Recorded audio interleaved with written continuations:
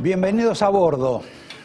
Un nuevo vuelo, una misma historia, porque curiosamente la semana pasada terminamos el programa con una situación, con un entrevistado, que parecía vinculada al escándalo de la semana pasada y sin embargo estaba también vinculado al escándalo de esta semana.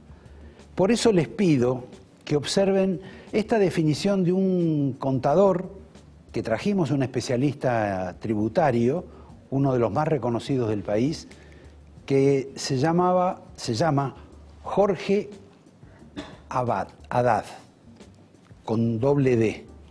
Digo porque en estos tiempos hay que puntualizar todo este tipo de detalles. Que en el instante final de la entrevista le hice la siguiente pregunta y él dio esta respuesta que a mí me parece ilumina bastante un proceso anterior con la AFIP y un proceso hacia adelante con el tema este de Cristóbal López. Véanlo porque vale la pena. ¿Por qué se fue Haddad? Las presiones fueron demasiadas y dijo basta. Y en particular, ¿qué presiones? Las presiones por... No lo conozco a quién viene, pero trabajó con quien está relacionado con el mayor deudor de la AFIP, de la Argentina. Cristóbal López es el mayor deudor de Argentina. El que viene en lugar de él trabajó junto con quien le compra a Cristóbal López o le quiere ocupar de Cristóbal López. Que es Rosner. Que es Rosner. Fíjense ustedes cómo se enlazan los dos episodios. La salida de Haddad de la AFIP en su momento y la salida de la cárcel ahora de Cristóbal López. Y esta enorme confusión que hay a partir de esta salida judicial que ha tenido el empresario tan vinculado a Néstor Kirchner. Quedamos con Haddad en su momento, que era una suerte de buque minado. Circula por el mar, todavía no se detuvo en ningún puerto. Todavía está en la AFIP, hasta fin de mes. En ese momento, ¿Haddad hablará después que se fue? Porque vimos la escena de Haddad, Macri y Marcos Peña de la despedida. Una cordial reunión donde se dijeron loas unos a otros. Ahora ya sabemos que esto no fue así. ¿Va a hablar Haddad? Sobre todo va a hablar después que la señora Carrió, que ha sumado a la salida de Haddad al episodio de la liberación y de cambio de carátula de la causa de Cristóbal López, dio una frase que esperemos todos que en algún momento la concluya, porque dijo, esto es un pacto de impunidad. ¿De impunidad de quién? ¿Del gobierno? Ella pertenece a este gobierno. Va a ser interesante que lo aclare. Ahora parece que lo va a aclarar después de Semana Santa. Se ha tomado una especie de dispensa religiosa, supongo, para hablar más tarde. Pero observen este caso. Ese buque minado que andaba circulando, que sigue circulando, que se llama Alberto Haddad, ¿va a hablar después que se vaya del gobierno? La verdad no lo sabemos. Sí tenemos el escándalo del fallo de López, escándalo que agigantó López en la puerta de su departamento luego de salir del presidio, en el cual hizo comentarios de todo tipo. Y hay toda una suerte de rebelión interna por parte del gobierno y de algunas personas vinculadas al gobierno en contra de esa decisión judicial. Apeló el fiscal Moldes, dice el nuevo titular de la AFIP, el que está objetado, como ya sabemos, por haber trabajado con Rosner, que según López es el gerente general de sus empresas, y son muchas las empresas, Y también habló Mauricio Macri, que como ustedes saben es un ingeniero, pero habló como si fuera un egresado de Harvard.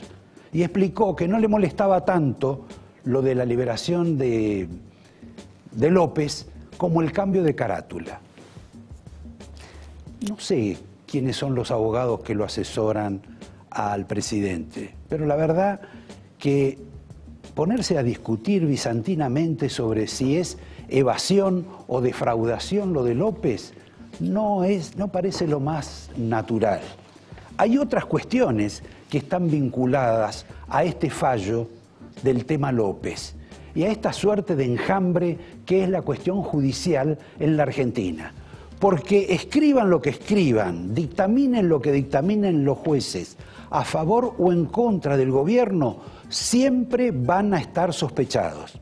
Quizá con razón, porque tienen una historia, una larga historia en la Argentina, particularmente desde el periodo democrático.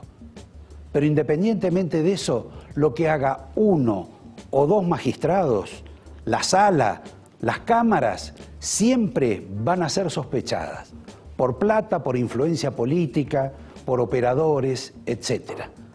Lo concreto es que López dice que va a hablar mañana, que va a empezar a hablar, que va a hacer un raid, estaba como enojado.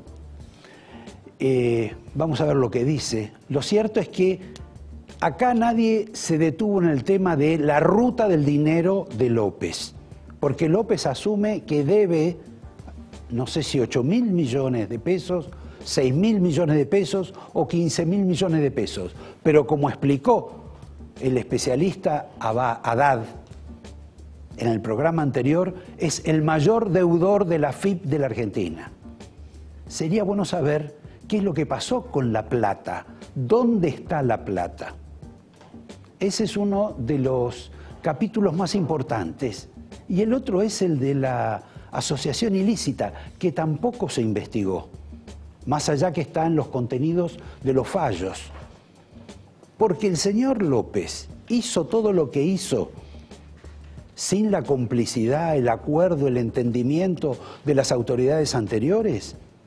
Digo, de las autoridades anteriores, la señora Cristina de Kirchner.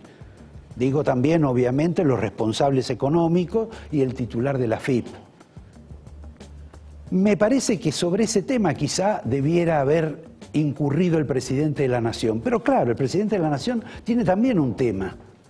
Para él, el mejor funcionario de la administración de Cristina de Kirchner, lo dijo públicamente, fue el señor Echegaray.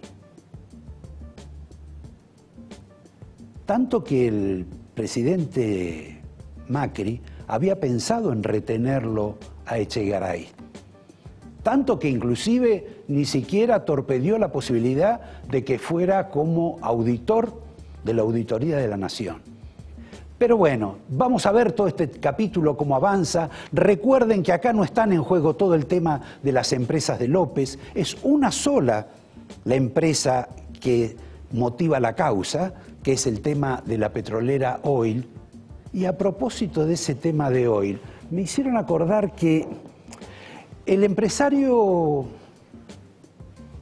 amigo del presidente, el hombre que de la noche a la mañana se quedó con las empresas del primo de Macri, Calcaterra, que a su vez de la noche a la mañana también se había quedado con las empresas del propio Macri.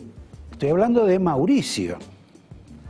Bueno, en el caso de Midling, ha habido reuniones en su casa, en su departamento de Palermo, para ver de qué modo puede tener algún tipo de acuerdo con la empresa Oil de Cristóbal López, porque su petroquímica requiere del servicio de la refinería de López. Esperemos que en esas reuniones no haya participado ningún funcionario del Estado, porque si no va a ser particularmente sospechoso. Lo cierto es que, al margen de los argumentos de López y de todo lo que se diga en la Argentina, de los fallos, de los que están a favor, de los que están en contra, el derecho es tan maravilloso que sirve para argumentar para cualquier parte, esto es, puede condenar a muerte a alguien o puede liberarlo para donde quieran. Lo cierto es que La pregunta que nos tenemos que empezar a hacer los argentinos es, ¿para qué pagamos impuestos? Si hay alguien que no paga los impuestos y no le ocurre nada. Es nada más que un deudor durante lustros o décadas. Suspendemos lo de López, vamos a hablar acá con algunos de nuestros invitados sobre este episodio. No les dije quiénes son los invitados. Tenemos un programa importante. Bueno, siempre es importante el programa.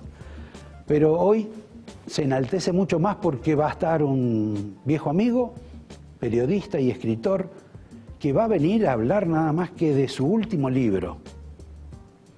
Quizá los abrumo con que hable del libro. Va a hablar poco del libro, va a hablar más de la situación general, y es el escritor, periodista y amigo Jorge Asís.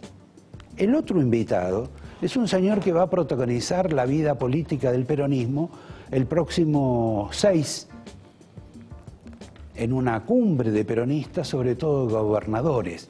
Es un hombre que tiene poder por sí mismo. Curiosamente no tiene territorio, no sé si tiene unidad básica o algo parecido a eso, pero digamos que es un referente en el Senado de todos los gobernadores peronistas. Y digamos que además hay un núcleo de alrededor 20 diputados que en general le hacen la veña. Es el caso del señor Miguel Pichetto. Y por último, tenemos a un economista, al señor Roberto Kachanowski. ¿De qué va a hablar Kachanowski? La única pregunta que le voy a hacer, la primera, antes de empezar la función, va a ser, después de todo lo que dijo Duhovne, que como ustedes saben son volufrases, según su autor, que es el economista Nielsen, después de eso hay que preguntarle si a Duhovne y también a Sturzenegger, alguien como Kachanowski, que conoce de mecánica, le compraría un auto usado. Esos son los invitados, pero antes voy a cerrar con algunos detalles noticiosos de esta semana. Estuvo la señora Christine Lagarde, una formidable y espectacular alcahueta, de profesión alcahueta. Pero no lo digo porque venga a decir que la Argentina ha atravesado sus años más asombrosos con la administración Macri, porque lo dicen todos los gobiernos que va y en todos los países que visita y hace turismo. No, porque esta mujer, que es la continuadora, ¿se acuerdan de aquel famoso psicópata sexual que casi es presidente de Francia? Bueno, esta mujer, por una falla de esa alcahuetería personal que tiene, un día dejó olvidado una carta que le dejó ella, que le envió al expresidente Sarkozy. La verdad que es una humillación que esa carta se conozca, pero fue publicada.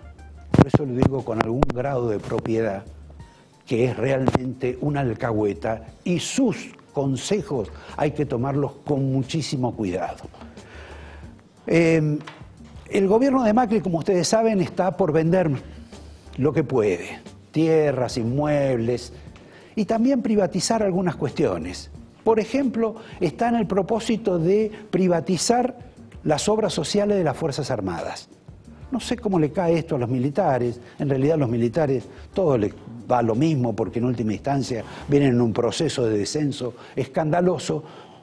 Pero entre presidente Macri, el señor Quintana y un empresario de la salud se reunieron todos y decidieron que van a iniciar un proceso de privatización de por lo menos 3 o 4 de las obras sociales de las Fuerzas Armadas.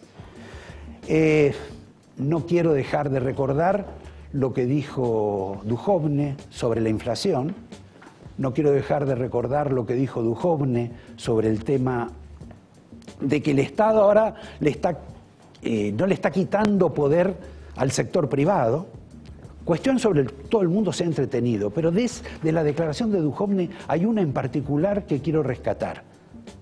Refiriéndose a Prat Gai y a Melconian, dijo: es gente que no sabe trabajar en equipo.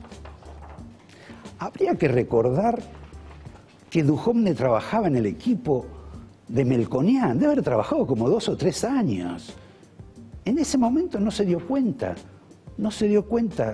que Melconian no sabía trabajar en equipo. De Sturzenegger se lo reservo al compañero Kachanowski, y hay un tema que seguramente voy a tratar con el señor Asís, que está relacionado con el vínculo entre Macri y López. Las personas que han intervenido en todo este tiempo entre Macri y López, porque López no mencionó a Macri. Dijo que lo habían secuestrado bajo la administración de Macri, pero nunca lo mencionó a Macri. Pero dijo algo con el cual entró en contradicción con el presidente. Dijo que él nunca le mandó una carta. Y Macri hace 24 o 48 horas, en otro programa de televisión, dijo que López le había mandado una carta. No creo que terminemos todos en estas cuestiones de minucias epistolares, pero va a ser interesante conocer la verdad. Les recuerdo que simplemente Macri y López tuvieron una suerte de conveniencia lúdica, una pasión por el juego que le dio, como diría el compañero Asís, enorme espiritualidad a las dos partes. Me refiero, antes de concluir, al verbo bolsiquear. Bolsiquear es un verbo que se descubrió en la época de la Rúa, creo. Y quizá tiene algo que ver con el nuevo presidente de ADEBA, de la Asociación de Bancos, que es un señor que se llama Jorge Bolsico, que singularmente era uno de los enemigos de Elisa Carrió. Elisa Carrió denunció una serie de irregularidades, de delitos con las cajas, con unas cajas de documentación, con Estados Unidos, con un despliegue periodístico monstruoso, especialmente en el diario Clarín, relacionadas todas con las facilidades, las venias, los permisos que le había dado el Banco Central en la época de Pedro Pou al empresario Moneta. Bueno, Bolsico era director junto con Pou. Ahora renace de la ceniza y lo nombran al frente de ADEBA. Vaya uno a saber cuántas malas noticias va a tener que soportar la señora Carrió en las semanas que continúan. Me corto, me olvido del papelón de Forí, pero tendremos oportunidad, y los invito a que empecemos con Jorge Asís, sigamos con Miguel Pichetto y terminemos a toda orquesta con Roberto Kachanowski. En un minuto nomás. Esta noche en La Mirada de Roberto García, Jorge Asís, Miguel Pichetto, Roberto Kachanowski, por Canal 26. Les presento el libro de Jorge Asís. Siempre los presento al final, pero hoy invertí la escena. Habla de la mafia del bien. Habrá también una mafia del mal, y me abre la perspectiva de este libro que después lo vamos a sortear para ustedes. Viste que Cristóbal López dijo que lo habían secuestrado. Ahora sí lo secuestraron. ¿Quién pagó el secuestro? ¿Y quién pagó la salida del secuestro? Formulación de Eduardo Feynman. Se lo escuché hoy a él. ¿Ah, sí? Exactamente. Uy, así. perdón. No, está bien, está bien. Yo te digo, en realidad, a mí me parece patético que un empresario salga y diga: estuve secuestrado por orden de alguien. Digamos. Esto, por supuesto, que merece alguna aclaración. No solamente el estupor, la indignación del presidente para abajo y, qué sé yo, y la mayor parte de los periodistas. Ante todo, vos sabés que yo respeto demasiado a la justicia. no puede ser que si el tipo cae en cana sea un triunfo de la justicia. Si el tipo es liberado, significa que coimearon a alguno de los que lo liberaron. A mí, sinceramente, esa ética interpretativa no me parece adecuada, ¿no? Ahora, bueno, el tipo es un empresario. Vos lo conociste a Cristóbal López. Sí, claro que lo conocí. Yo lo conocí a Cristóbal López. Me pareció un empresario, te diría, rápido, inteligente, como casi todos los empresarios, un experto en explotar ventajitas, si viene el caso. En este caso parece que algunas ventajas son este caso, superiores, ¿no? Tal vez alguna cosa más. Yo no conozco, la verdad, sinceramente, no sabes que no es mi especialidad. Me parece que hay un exceso de Comodoro Pi, no solamente en el periodismo, sino en la política. En general estamos prácticamente todos pendientes de lo que pasa ahí en Comodoro Pi.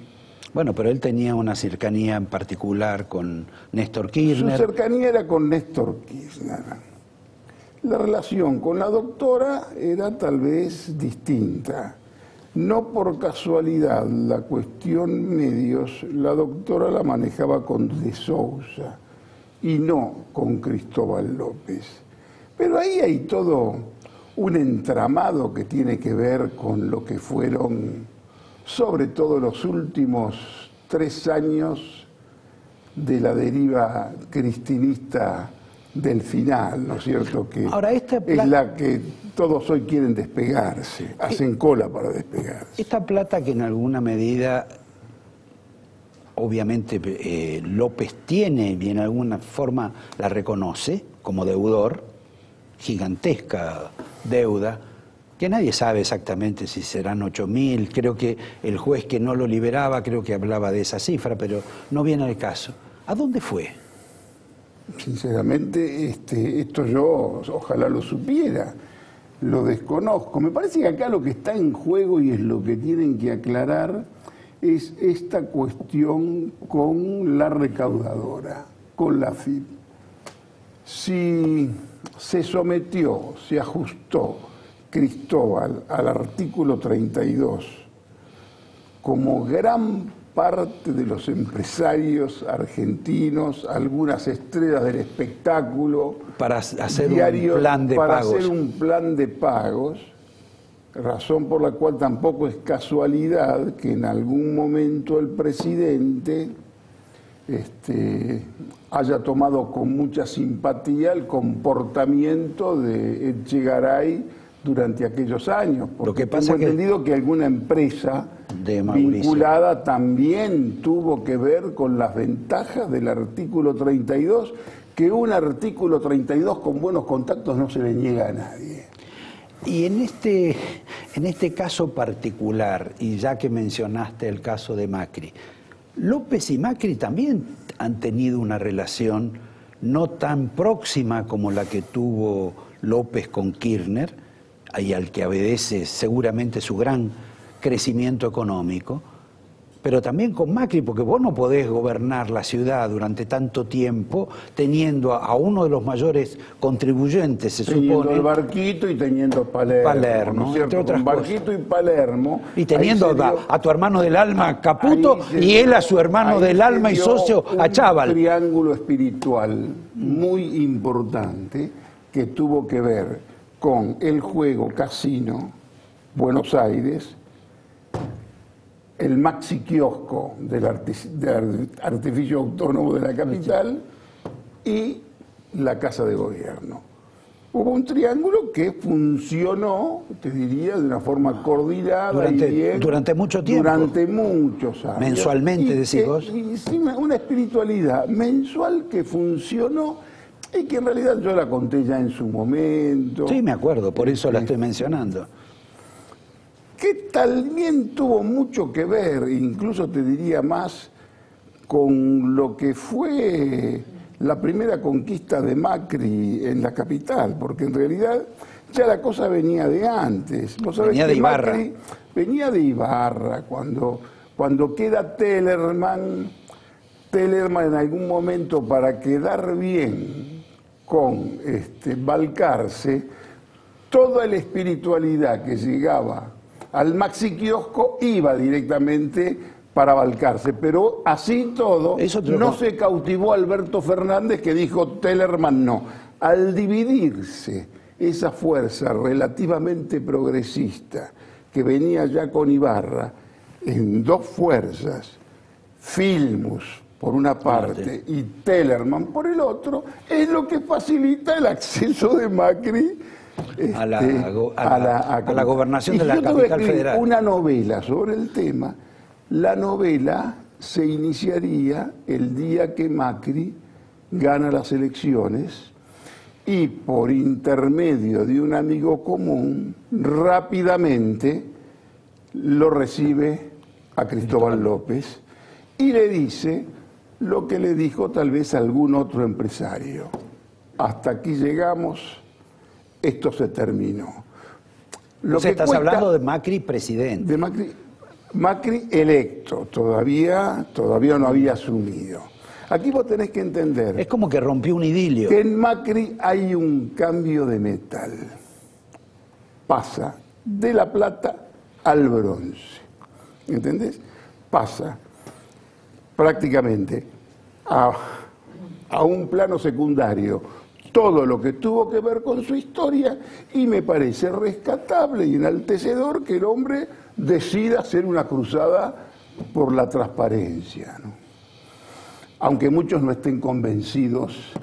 Claro, por ejemplo, exactamente lo que hablan del tema de la empresa esta por la cual López estaba detenido, que es el caso de Oil, se habla de que hay como una suerte de convención entre privados, entre Midling, el hombre que ha heredado las empresas o alguna de las empresas de Macri, como es el caso de la sospechada IEXA. Ha comprado IEXA, ¿sí? Le cambió hasta el nombre. Como si fuera a comprar en una panadería un kilo de pan. Ha comprado, me parece que eso, por lo menos, yo no tengo por qué dudar.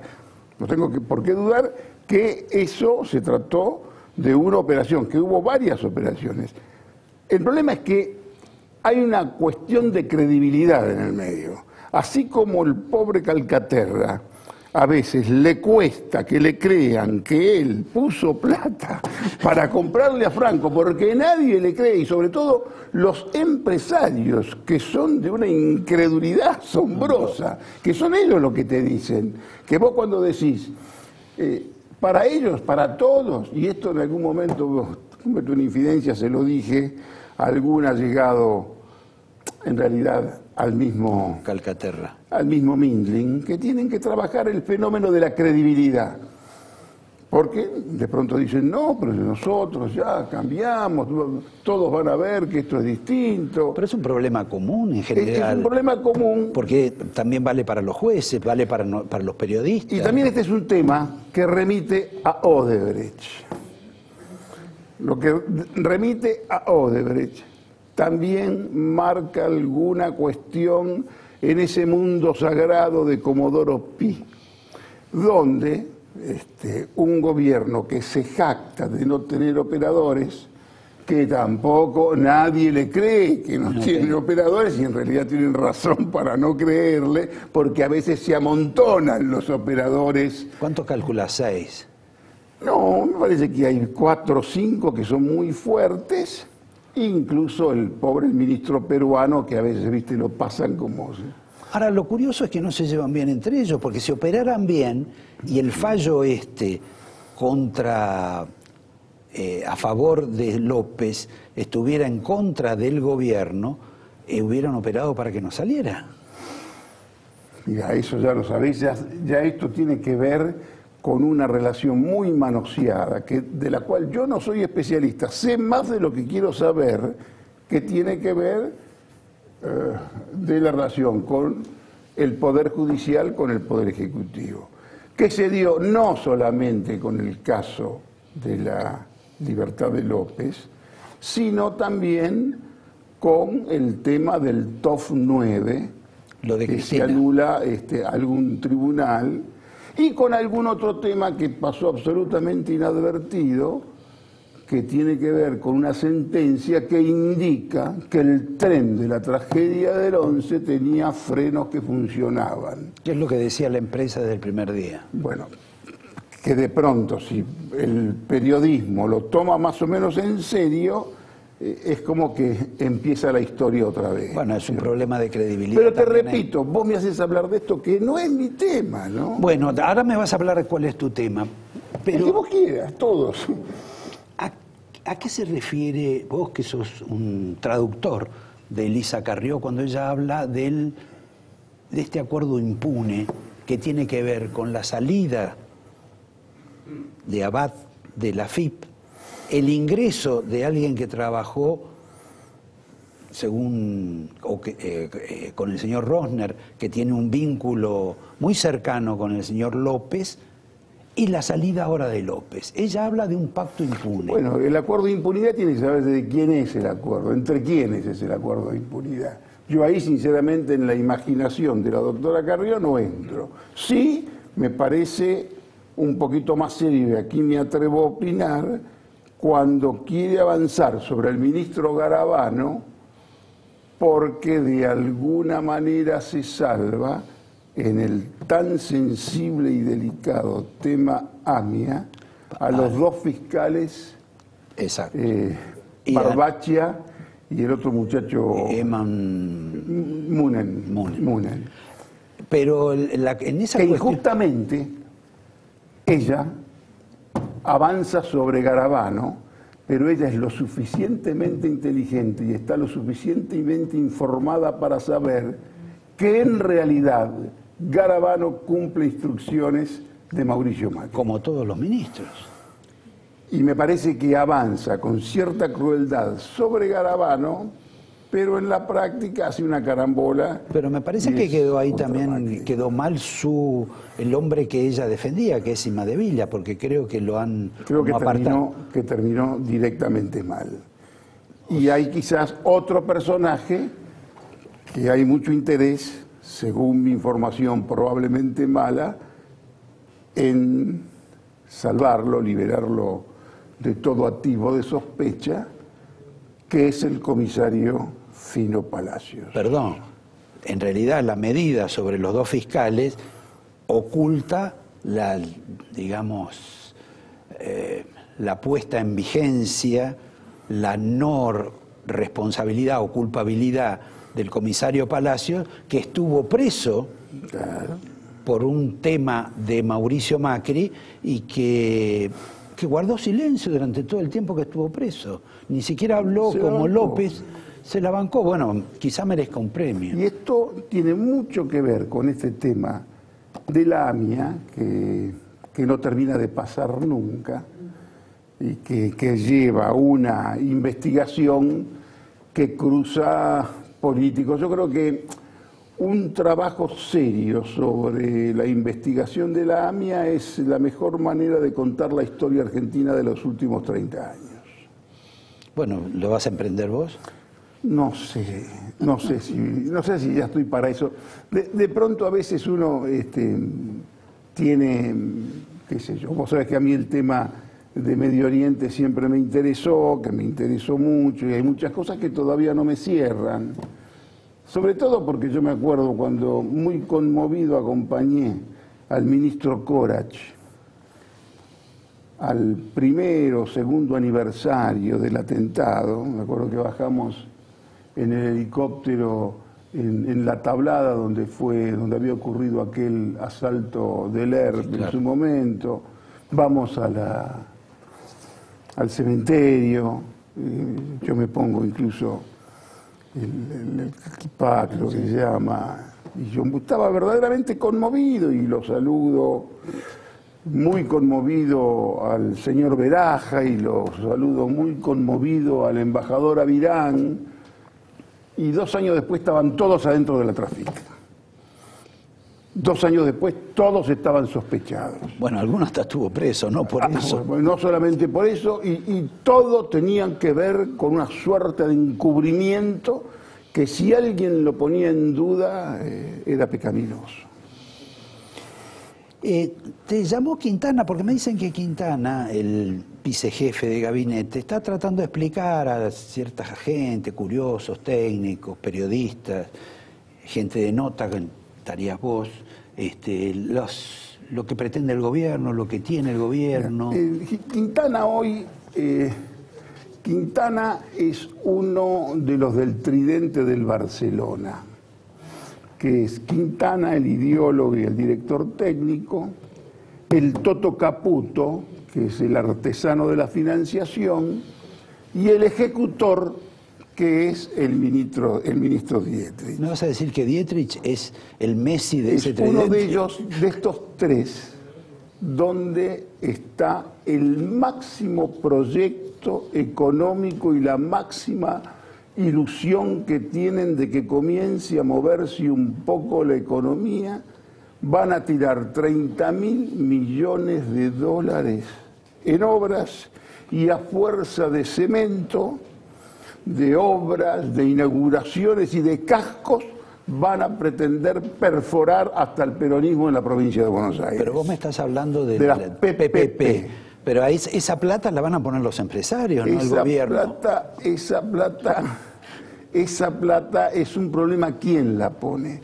Vagan muchos empresarios por la 57 y Quinta, en la Gran Manzana, en la búsqueda y en el trámite con algunos fondos de inversión. Para explicar que es un gran negocio construir en la Argentina, que después se pueden corregir los precios que ofertaste. Quintana hoy está muy celado y es un blanco, porque Quintana concentró un poder bastante importante. Y además ahora se está peleando con el laboratorio, que es cuestión prohibida. No solamente se pelea con los laboratorios, sino que en cierto modo se lo puede equiparar a aquel Cristóbal López que quería ingresar en la provincia de Buenos Aires con el juego y un lobby muy fuerte del juego en la provincia de Buenos Aires se lo impedía.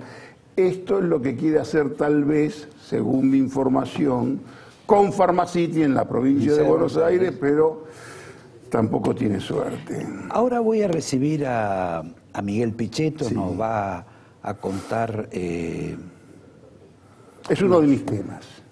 ¿Es uno de tus nuevos temas? Es uno de los temas que yo trabajo. ¿Por qué? ¿Como candidato presidencial? Porque, bueno, yo tengo algún texto que se llama La preparación meticulosa del balotaje. ¿Entendés?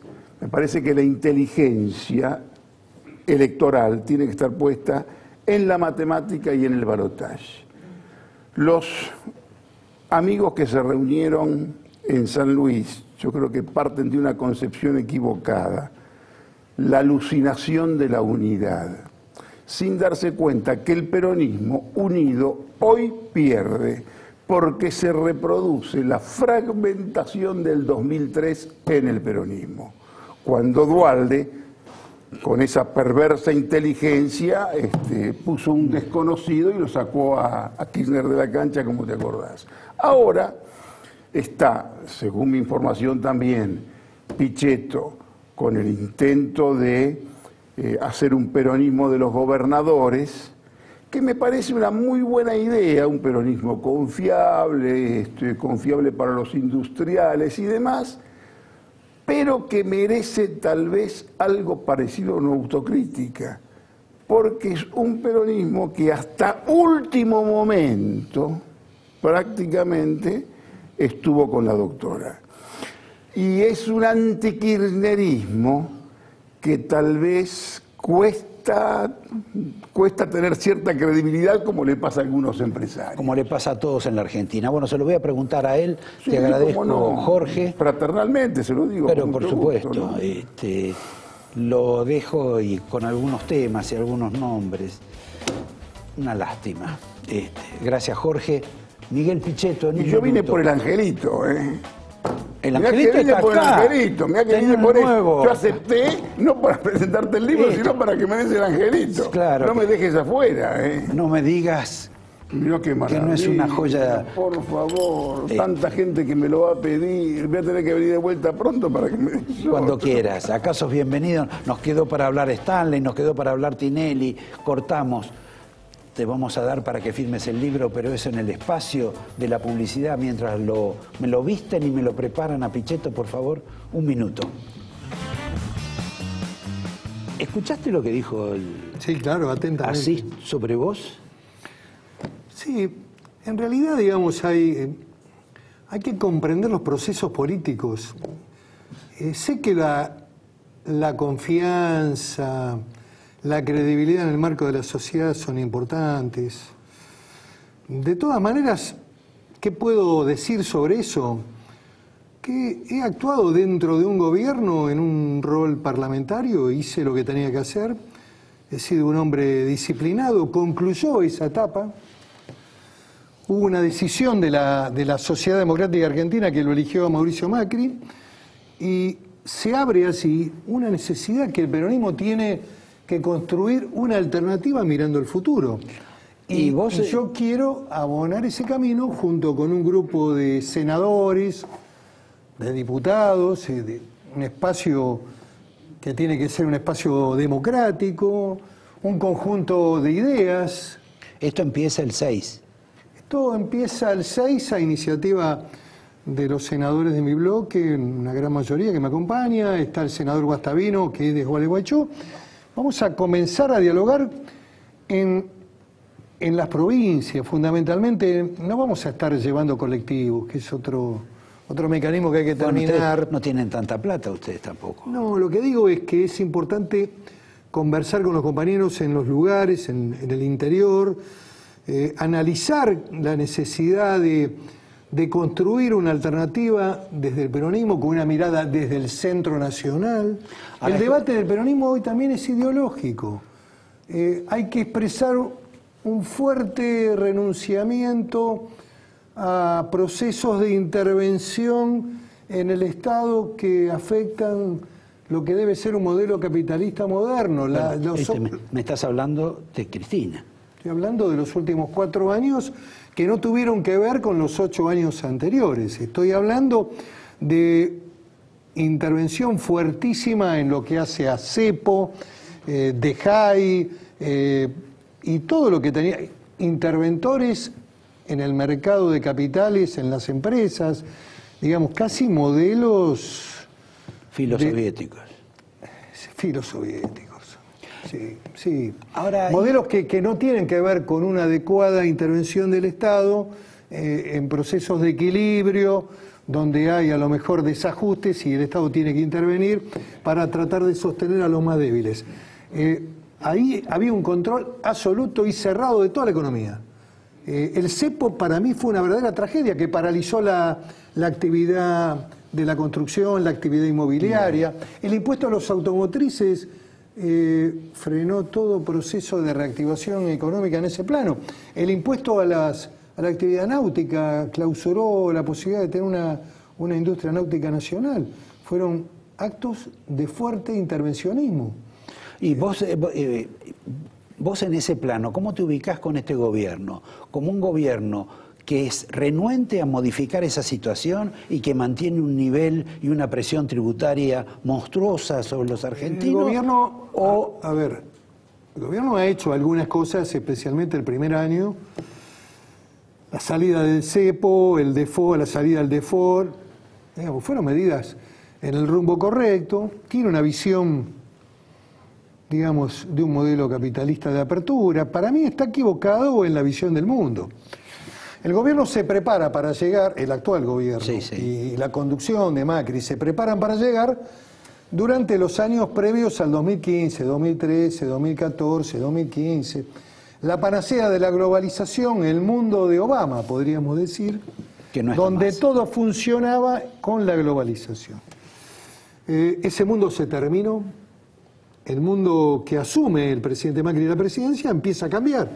Con el Brexit, con el triunfo de Trump, con una intervención y una recuperación del rol de los estados nacionales. El verdadero debate hoy es un trilema de liderazgo, gobernanza con estados nacionales y globalización. ¿Cómo se dirime y se resuelve ese trilema? Es hoy, digamos, el arte del liderazgo. Y me parece que hoy, indudablemente, la Argentina no está comprendiendo algunos fenómenos. Cuando aumentan las importaciones chinas con productos de manufactura barata, textiles, zapatos, etcétera, etcétera, etcétera, impacta de lleno en las fabriquitas y fábricas y pymes del conurbano bonaerense. Produce desempleo, comienza el ciclo nefasto de la delincuencia, aumenta, digamos, esos elementos donde la desesperación puede llevar incluso al delito, además de un mundo que indudablemente es muy complejo, el conurbano. Y esto no está siendo analizado. Cuando se visualiza que Trump cierra el ingreso del acero, y bueno, tenemos que tener otras actitudes de diálogo político, de no tener una visión ingenua. Cuando se asiste a Francia y el presidente Macron, 3 días antes de la llegada de Macri, se reúne con sus productores primarios, lácteos y ganaderos, está diciendo voy a proteger a los productores, primero los productores franceses. ¿Qué dice Trump? Primero Estados Unidos, después las empresas americanas y después los trabajadores americanos. ¿Qué quiero decir? ¿Que hay que vivir con lo nuestro, como decía Aldo Ferrer? De ninguna manera. No estoy diciendo eso. Eso atrasa. Eso no se ajusta al mundo de hoy. Lo que quiero decir es que la globalización hay que analizarla con mucha responsabilidad y con mucho equilibrio, porque de lo contrario, el empleo que se pierda, cuando ingresan los muchachos de China con toda la industria barata china, cuando entran los muchachos del Perú a vender en la calle, cuando, en fin, no quiero... ¿Tenés algo con los extranjeros? No tengo. No. Digo porque cada vez que venís al programa, de un modo u otro... Describo datos de la realidad. La realidad no te gusta, pero es la realidad. Lo que digo es que la Argentina sigue siendo uno de los mejores países de Latinoamérica, muy generoso, que sigue recibiendo miles y miles de pobres que incrementan el coeficiente de pobreza de la UCA y que además sustituyen trabajo argentino. Estos son los datos objetivos. No te gustan, no, a algunos no les gustan y otros son muy políticamente correctos, son todos buenos. Hay almas sensibles por todos lados, muchos colegas tuyos son muy sensibles. Ahora, nadie analiza la verdadera problemática que tiene la Argentina. Yo no digo cerrar las fronteras, digo cuidemos la frontera con los delincuentes, eso dije en tu programa, sí. Estuvieron 1 año y medio pegándome, pero bueno... Bueno, viniste para que el próximo año y medio... vuelvo a decir lo mismo, Perdón, ahora en alguna medida lo está planteando Macri también. Bueno, me parece correcto que analicemos, aunque ahora han hecho una política contradictoria con Venezuela. Claro, bueno, han flexibilizado el ingreso de venezolanos. El problema va a ser que este año pueden ingresar más de 300 o 400 mil venezolanos a la Argentina. No está mal, están en una situación desesperada. Argentina siempre fue un país abierto. Lo que digo es que la centralización de esta migración fuertemente impacta sobre la ciudad y sobre el conurbano bonaerense. No hay una distribución geográfica en toda la Argentina, hay realidades complejas. Lo que digo es, hoy Venezuela está viviendo una situación complicada, Colombia le cerró la frontera, Estados Unidos la cerró hace rato, va a haber una fuerte tensión sobre la Argentina.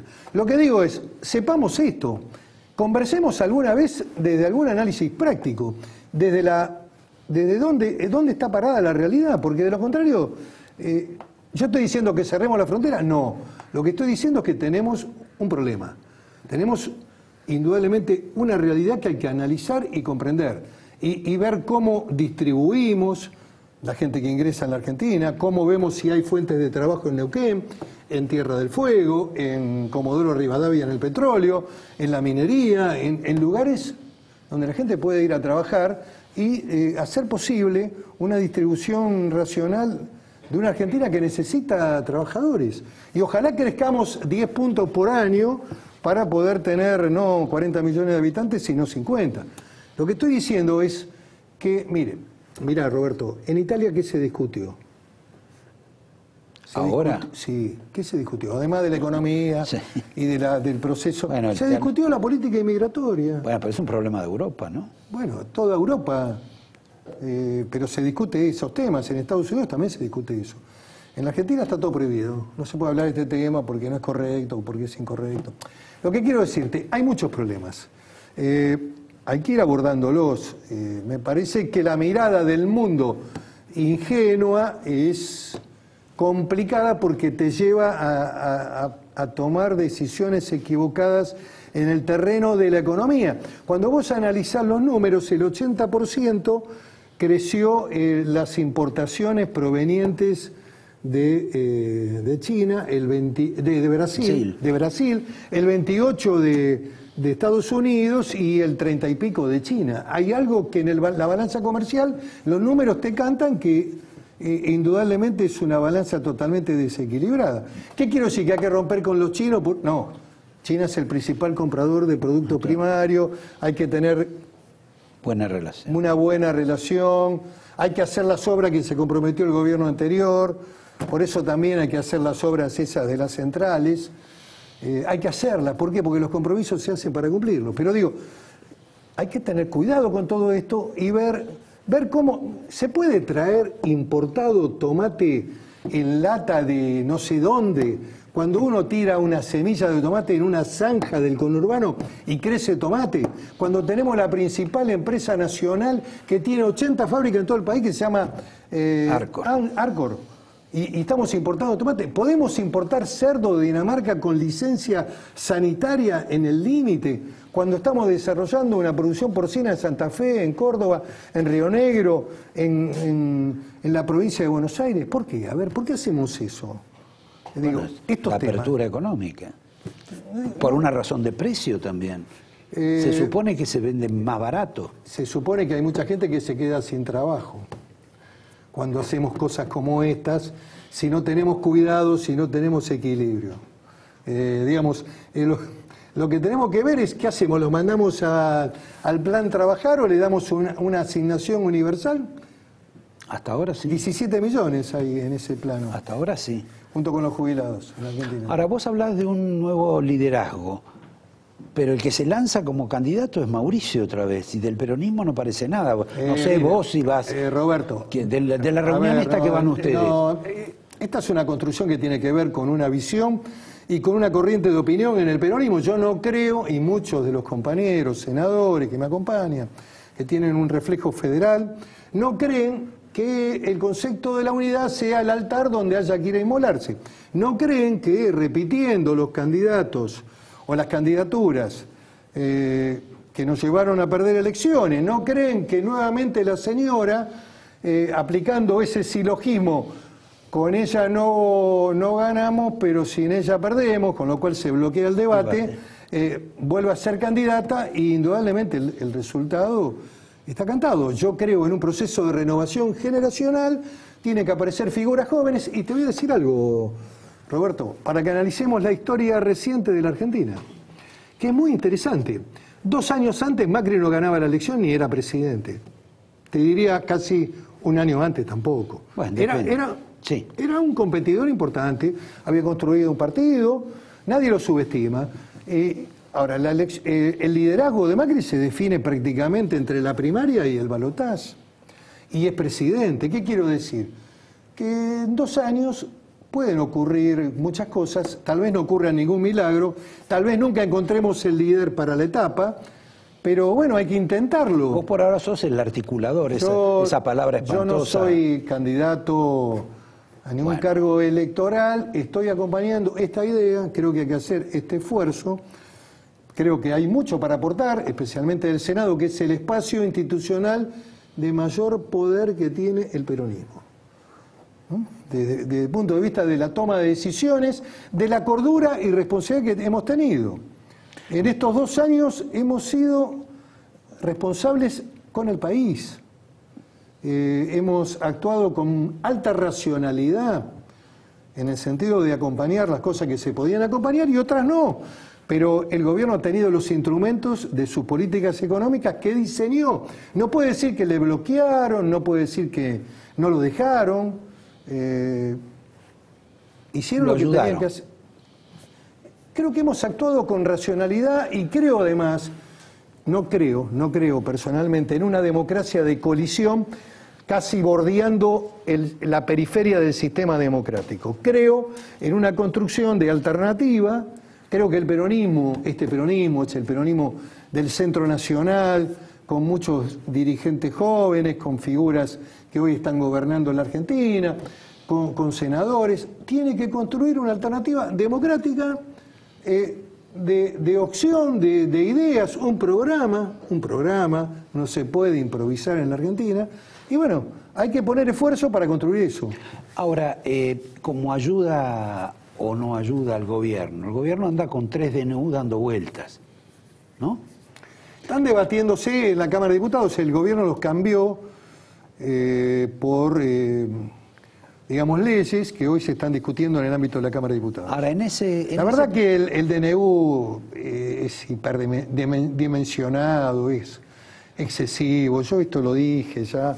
El DNU es ¿No hay muchos negocios ahí mezclados? Algunos puede haber, qué sé yo. Bueno, algunos, 10, 20, 30. No sé si tanto. A lo mejor hay cosas que no se comprenden por qué están en un DNU. Por ejemplo, el no control de la aduana para exportar obras de arte. La verdad que no sé en qué consiste eso y a qué marchán quieren beneficiar, qué sé yo. Tal vez puede haber alguna actividad económica importante para Argentina en la venta de obras artísticas. Por ahí lo es. Lo que digo es que siempre tiene que haber un control del Estado porque hay una pérdida de patrimonio cultural importante cuando se va una obra que es nacional. Pero digo, eso libera del control aduanero, en fin, qué sé yo. Cuando ponen que van a afectar más del 20% de la cuenta sueldos. Ya retrocedieron con eso.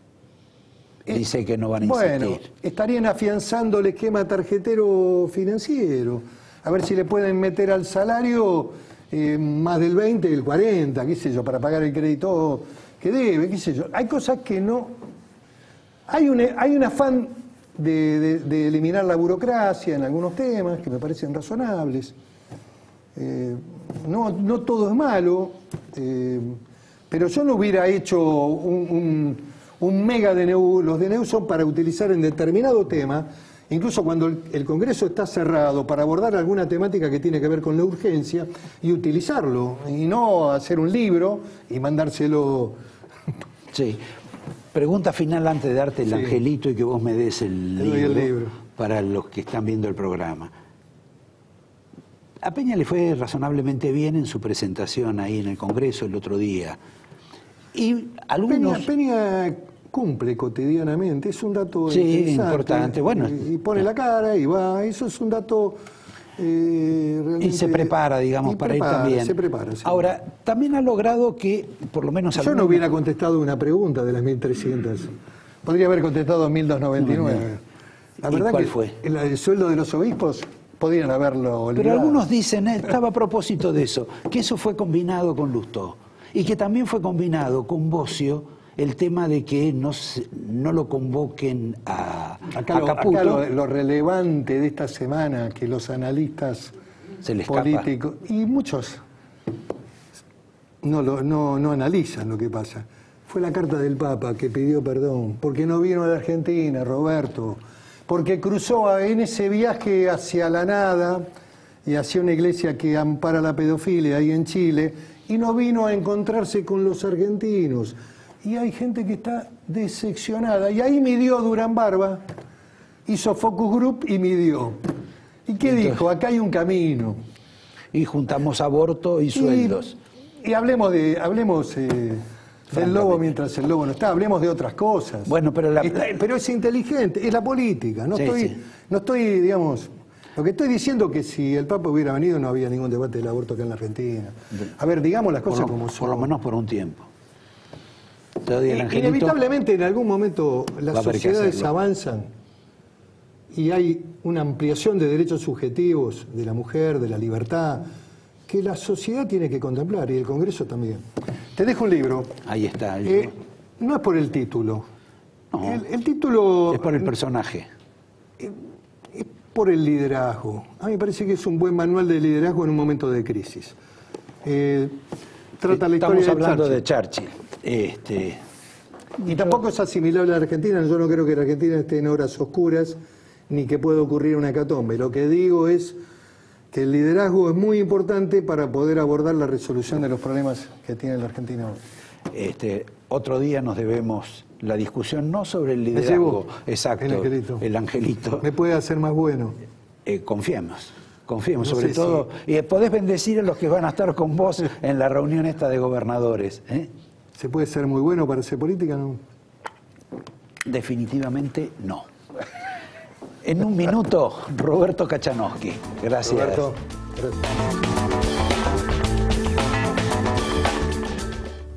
Dije al principio del programa, y quiero cumplir, que la pregunta con la cual íbamos a iniciar el interrogatorio, porque este va a ser un interrogatorio desalmado con Kachanowski, estaba relacionada con las dos últimas declaraciones, estas que se han peleado por hacer tanto Sturzenegger como Duhovne, y el saldo de eso es, después de las objeciones que cualquiera le puede encontrar a lo que dijeron, pero sobre todo, me parece en algún sentido, a Nicolás Duhovne.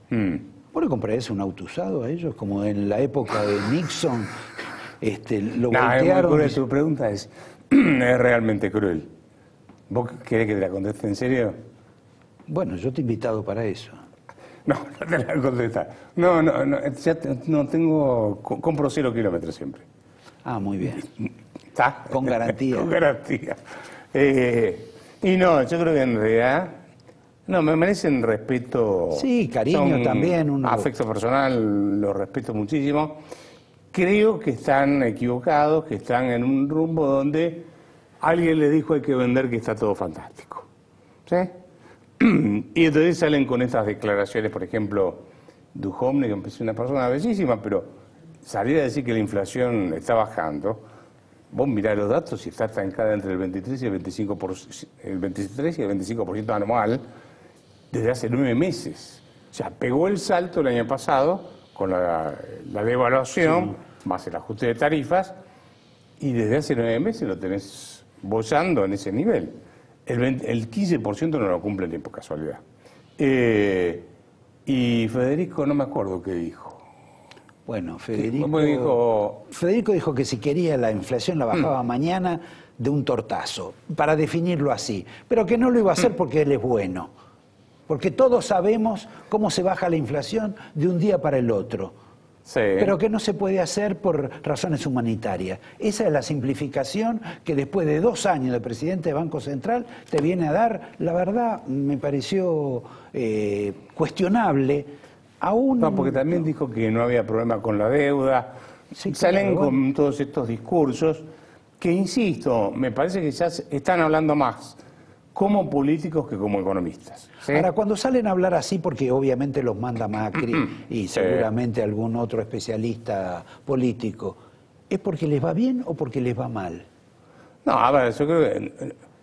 Yo no veo ninguna crisis inminente para nada. Bueno, ¿por qué tiene que haber crisis? No, digo, aparte tuvimos tanta crisis. ¿No es crisis para vos que la gente vaya menos al supermercado, vaya menos a los mayoristas, mucho menos, y sí vaya más a los almacenes? No, a ver.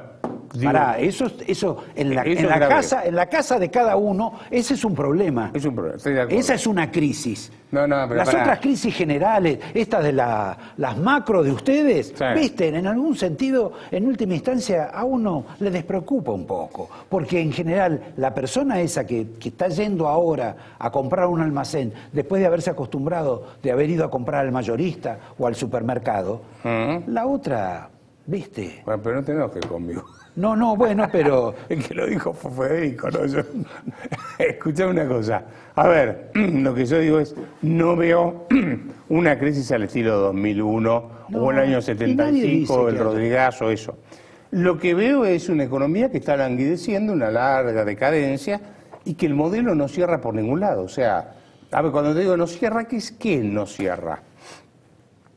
Ellos te dicen, bajo 1 punto por año el déficit fiscal primario, o sea, sin incluir los intereses.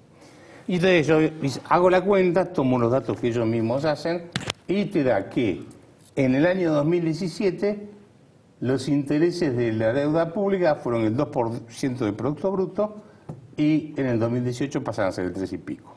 O sea, baja un punto por un lado y sube un punto y pico por el otro. O sea que no con lo bajan. cual perdan el partido en el mejor de los casos. Entonces, lo que digo es, mirá, esto del gradualismo tiene un costo, que es endeudarme y pagar una tasa de interés, una cantidad de intereses cada vez mayor. Pues estoy usando una tarjeta de crédito y pago nada más que el mínimo. Por lo tanto, los intereses se van acumulando. Eso en algún momento no... Te dicen, sí, la tarjeta dice, no hay más cupo. Aparte, diga, la otra cuestión es decir, el nivel de endeudamiento de la Argentina es bajo. Sí. ¿Qué es bajo? Porque, ¿con qué lo comparás? Con Italia, por supuesto, el de Italia es gigantesco, pero la diferencia es que Italia, la gente sabe que lo va a pagar. Sí, Y con la Argentina no sabe si lo va a Primero pagar. que la cuenta está mal hecha. A ver, y esto en economía, allá hay algunos economistas que lo reconocen, dividir la deuda por el Producto Bruto está mal. Sí, porque es como si yo te dijera, tenés una deuda hipotecaria de 20 años. ¿Sí? Entonces, tomás el stock de toda esa deuda de 20 años y la dividís por tu ingreso de un año. Es un disparate. Tenés que sumar los 20 años. Acá estás dividiendo. Toda la deuda no te vence este año. Ahora, si agregás toda la deuda que se debe el sector público entre sí, más el cuasi fiscal, etcétera, yo te diría que el número no es tan sencillo de domar. Lo preocupante son los intereses y sobre todo, vos fíjate que el Banco Central está vendiendo dólares en forma forzada. Está como Banoli. Y están en 1.000 y pico de millones de dólares en 2 semanas. Por ahora tienen pólvora en la Santa Bárbara para aguantar, pero eso es el arbitraje que tenés. O sea, cuando Federico dice, Susana le dice, no, pues yo puedo bajar la inflación mañana, digo, sí, está bien, Macaro, no lo vas a hacer, bueno. Entonces seguís con el chiste de las Levax, pero ojo que eso en cualquier momento se te da vuelta y ya conocemos como la historia. El tipo que vendió los dólares y compró Levax apostando a que le iba a ganar la tasa, en un momento dice, che, mira, ya no me convence esto. Y se te van para el otro lado y no lo puedo frenar. Entonces, yo creo que deberían empezar a pensar en un programa económico en serio con un ministro de Economía. Yo creo que el otro día lo tuviste a Domingo. Sí, Caballo dijo lo mismo. Bueno, estoy plenamente convencido. Más tenue, porque se cuida, ahora no está tan, está más tranquilo tan que enérgico en los como 90. antes. Yo creo que hace falta un ministro en el área económica, un plan económico, y ese ministro tiene que ser un gran docente, explicarle a la gente qué se está haciendo y por qué se está haciendo. Porque si a la gente le preguntas cuál es el plan económico, no se sabe cuál es. Es decir, bueno, vamos manejando esto de a poco, como se puede. Yo digo que a mí me digan que van a crecer el 3% o 3,5%, es una lágrima. Porque el 3,5% Pero del perdón, piso venía del subsuelo. ¿Quién dijo que vamos a crecer 3,5%? Bueno, supone, el año pasado dio 2,8, 3, dará una cosa por el estilo. Pero suponete que vamos a darle la chance de que es el 3. Si yo paso de 1 a 2, es el 100%. Si yo paso de 10 a 11, o le agrego uno más, es el 10%. O sea que si vos comparás contra pisos muy bajos, hoy la Argentina tendría que estar creciendo al 7, 8%, 9% anual. Porque venimos del subsuelo del nivel de actividad económica. Entonces, por una cuestión estadística nada más, tendríamos que estar creciendo más. Ahora, y se conforman sí. con el 3. Eso es lo que me preocupa. Ahora, volviendo al tema de la inflación y quizá para cerrarlo, Sí. este fenómeno que te decían que el dólar no influía sobre la inflación, Sí. de que el aumento de tarifas no influía sobre la inflación, y después vienen y te dicen, bueno, lo que pasa es que al modificar el tipo de cambio se disparó la inflación. Sí. Después la otra, bueno, mientras tenemos esta escala de aumentos tarifarios que tenemos que hacer para recomponer la economía, está produciendo un fenómeno también sobre la inflación. ¿Me podés explicar cuándo tenían razón? Si cuando lo decían antes y me macanearon o cuando me lo dicen ahora. En ninguno de los momentos, no sé. A ver, ellos están emitiendo moneda a una tasa del 27% anual, que más o menos te está dando la tasa de inflación, el 20-25%. ¿Sí? Entonces, el problema, ¿y por qué emiten? Mirás los datos del Banco Central, te fijas y mirás, básicamente es, que están acá, es para financiar el tesoro, nada más. porque le compran dólares emitiendo pesos, ¿sí? Sí, sí. O porque, bueno, hacen todo la pirueta o los adelantos transitorios, pero en esencia es emitir para financiar el gasto público. Ahora, vos Fundamentalmente fíjate, de la nación más que de las provincias, ¿no? el déficit, Sí. y el déficit de la nación es un número... Porque esto no lo hablé con No, a Pichetto. ver, el déficit... ¿Las provincias se están comportando un poco mejor en Tan- términos generales o no? Están con dos, el año pasado terminaron con 2 puntos y pico de déficit fiscal consolidado. Las provincias y la ciudad de Buenos Aires, creo que no tiene déficit, pero la nación sola tiene más o menos 7 puntos de Producto Bruto de déficit fiscal, sin considerar el gasto, el déficit cuasi fiscal, que ahí tenés otros 2 puntos más, ¿sí? Así que si vos sumás el déficit de la nación más el de las provincias, estás en 9 puntos. Si le sumás el cuasi fiscal, te fuiste al diablo, ¿sí? Estás en niveles críticos. Entonces, lo que yo diría es, me parece que deberían empezar a preparar un plan económico, urgente. Un plan económico que es anunciarlo todo junto, tener un ministro de Economía y después sí vas a ir avanzando gradualmente. ¿Por qué digo esto? Porque estás dependiendo demasiado de la plata que te presten del exterior. Y esto es complicado. En algún momento se A te pesar puede... de la Lagarde, a pesar de los bancos. Claro. Bueno, mientras tanto están haciendo una buena diferencia. Y los muchachos de Wall Street con el bonus de Pero, fin de a ver, año el Fondo Monetario Internacional no existe. no existe, sabemos que maneja la plata del contribuyente, de los contribuyentes del mundo, así que siempre hacen cosas raras, dicen cosas de políticas, etcétera, ¿sí? Así que no es un dato relevante, eso ya lo sabemos. Pero lo que creo es que el gobierno insiste en que esto es lo máximo que se puede hacer, ¿sí? Es más, escuchás a los mismos funcionarios del gobierno y yo te digo, se puede bajar muchísimo el gasto. Vos fíjate, te puedo dar algunos Sí, por datitos. Yo te voy a decir, el Poder Legislativo, en pesos constantes, en el año 2007 gastó 7.500 millones de pesos. ¿Sabes cuánto va a gastar en el año 2008 pesos constantes? 18.500 millones. Multiplica por 2. ¿Dónde lo pongo? ¿Lo muestro ahí? Sí, sí. ¿Sí? Multiplica por 2 el gasto el Congreso de la Nación. Te sugiero que veas el Congreso de la Provincia de Buenos Aires. No, porque ese lo tienen, vos es que no lo dan. Lo Bueno, tienen ya sé, escondido como porque- si fuese un porque secreto. es una monstruosidad. Es una guarangada. Los datos que pude ver, es una guasada. Y no se queja la gobernadora, no se queja su gabinete, no se queja la oposición, no se queja la izquierda, no se queja nadie. No, no. ¿Sabes cuántas pensiones? Todo lo que son gastos sociales, ahí es un escándalo. Pensiones a madres con más de 7 hijos. ¿Sabes cuántas había en el año 99? 48.000 pensiones. ¿Sabes cuántas llegó a haber? 363.000 pensiones. ¿Sí? Entonces, se multiplican como conejos. Es un poco lo que hablabas con Parodi la otra vez. Sí. ¿Sí? Bueno, Vos mirás Parodi te cita a vos. vos mirás las pensiones por invalidez, gente que no puede hacer absolutamente nada, y pasaron de 81.000 a 1 millón y pico de personas. Acá no hubo un terremoto, No hubo una tsunami. guerra, ¿cómo que no? Una, No hubo una guerra, no hay una guerra. Casi 1 millón de personas inválidas en la Argentina. Estos son, entre los dos son 100.000 millones de pesos que está gastando. ¿Sí? Entonces, acá hay mucho para revisar. Y no te cuento si agarras el sector público en otros rubros. Obviamente estoy dando solamente algunos ejemplos, ¿no? Vos mirás el gasto público en programas sociales, saco las jubilaciones, y estuvo subiendo todo el tiempo, ahora bajó por una cuestión de que lo congelaron el año pasado, pero viene subiendo, y cada vez tenés más pobres. Entonces, los planes sociales no te sirven para terminar con la pobreza. Lo que hacen es incentivar la pobreza. La Argentina tiene un problema de valores. ¿Sí? Y Ahora, ese tema de valores, Sí.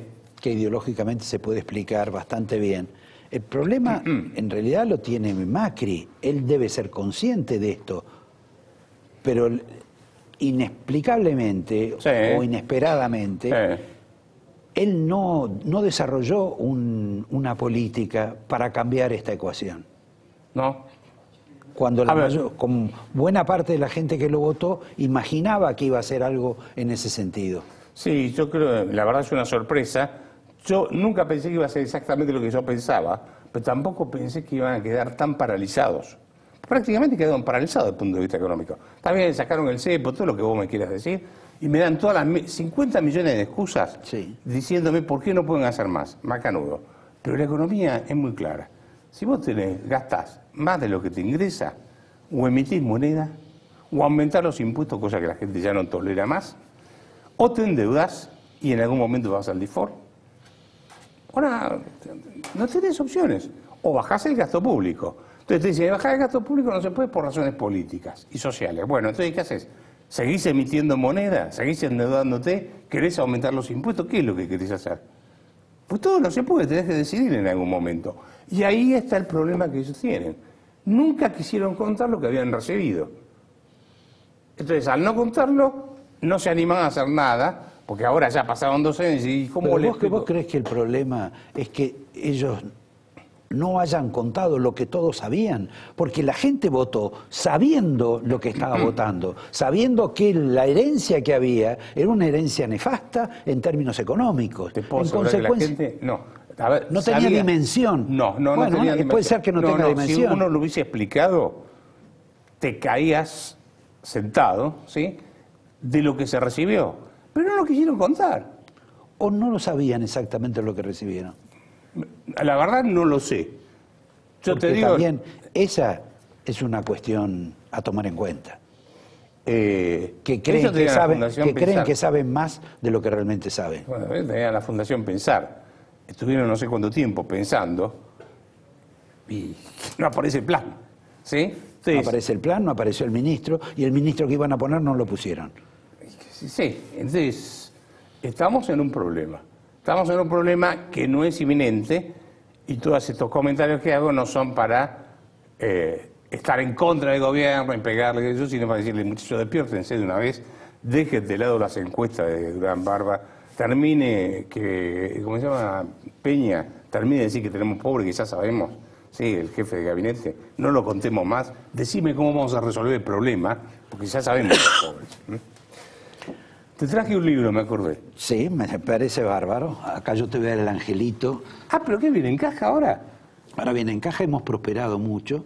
Es una pequeña joya. ¿Viste que hay reactivación económica? En ese rubro, sí. En este sí. Sí, Yo te voy a dar un libro de mi amigo Carlos Rodríguez Brown, que vos no sé si lo conoces, sí. Bueno, es la que tiene en España en Rayo. Exacto. Una crisis y 5 errores. Explicar los 5 errores con los cuales generalmente se cree que las crisis se producen y cuáles son los errores que se cometen cuando uno quiere explicar una crisis. Bueno, este hombre que ha sido también columnista, creo que en Cambio 16 era. Creo que sí. Sí. Brillante economista. Muy interesante. ¿Y se llama Carlos también? Carlos Rodríguez. Y acá tenemos un Carlos Rodríguez también, que lo vamos a invitar acá en cualquier momento si tiene el coraje de venir y nos hace divertir un poco sobre la economía. Desafíalo que venga. Ahí está. Dale, sí. Pero él dice que se tiene que acostar muy temprano. Sí, a mí también me dijo lo mismo. ¿Y sabes qué? Es una gallina. No le creo. Gracias, Roberto. Gracias a ustedes. Nos vemos el lunes próximo. Espero que hayan disfrutado. Y anótense con este libro que vale la pena. Just baby, help you outside.